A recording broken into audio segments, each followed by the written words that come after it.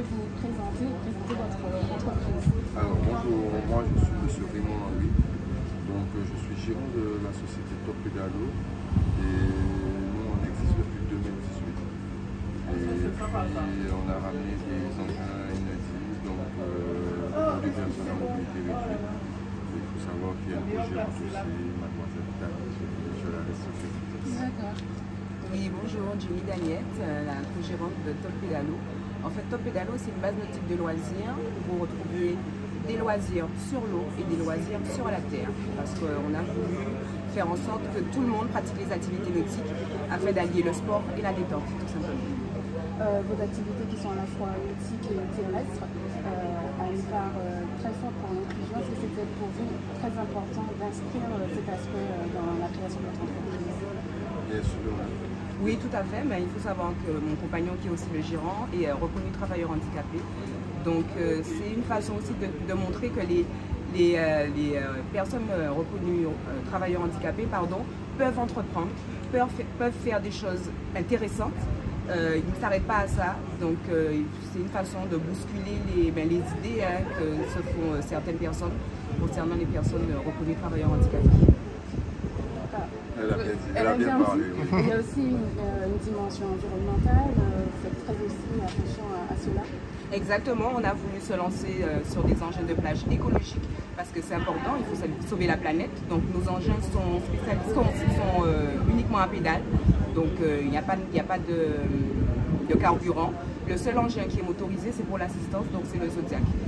Je pense que c'était important de protéger la faune marine.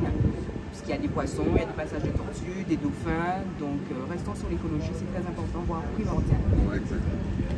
Et donc aussi, pour compléter ce que Jenny disait, il faut savoir que nous aussi, on s'est spécialisé aussi pour pouvoir donner la chance aux personnes âgées de relier le lien avec la mer, parce qu'il faut savoir que quand on est une personne âgée, la plupart du temps, on est cloîtré chez soi et on n'a plus le temps d'aller à la mer, on n'a plus les gens qu'il faut pour aller à la mer. Donc nous, on s'est équipé d'un fauteuil pour pouvoir justement permettre à ces gens-là ça, que ce soit des personnes à mobilité réduite, que ce soit des personnes âgées, à profiter du bien-être de la mer. Donc ça aussi, je tenais à le dire aussi.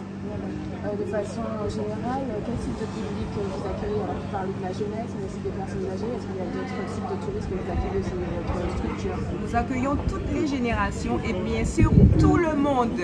Je le disais précédemment, c'est la première année où nous recevons autant de touristes venus de tout le monde. On a reçu des Canadiens, des Asiatiques, des Espagnols, vraiment tout le monde, et nous sommes ravis que ce type de client ait compris notre projet et compris le fait qu'il y a un plan d'eau splendide, un plan d'eau magnifique qui mérite d'être valorisé. Et puis, moi je suis fier de nous, puisque que ce soit nous qui entreprenons ce type de projet, parce que moi ça me tenait à cœur, parce qu'il faut savoir que moi je suis du quartier.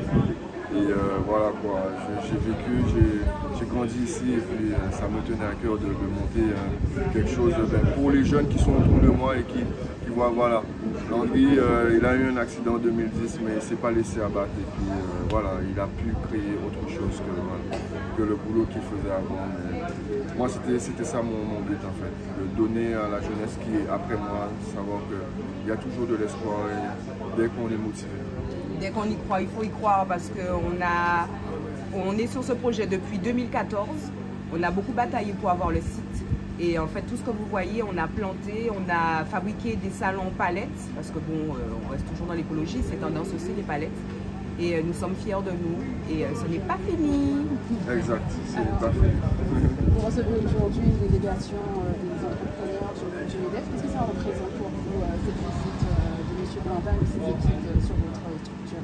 On va dire de la bonne vision pour nous, puisque ça veut dire que nous, de notre côté, on ne sait pas qu'on est suivi, mais on est regardé de loin.